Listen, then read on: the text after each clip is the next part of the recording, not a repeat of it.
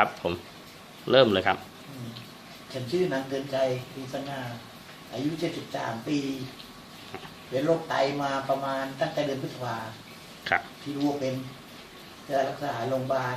แล้วก็กินยาโรงพยาบาลตลอดมาแต่ตอนนี้มันหลังมันบวม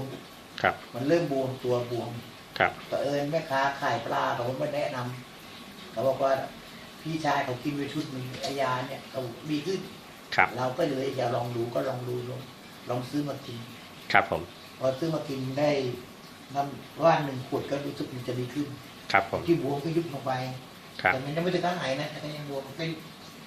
แต่ไอ้บูติก้าเนี่ยกินแล้วก็เลือดถ่ายเธอดีครับ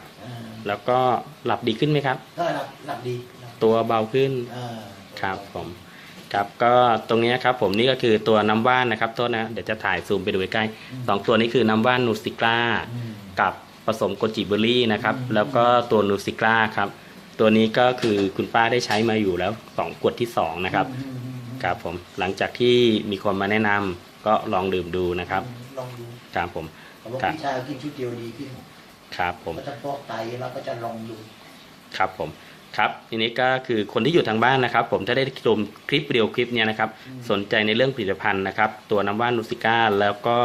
ตัวนูซิก้านะครับติดต่อตามเบอร์โทรด้านล่างที่ผมให้ไว้นะครับยินดีให้คำปรึกษาครับครับวันนี้พบกันเท่านี้ครับสวัสดีครับ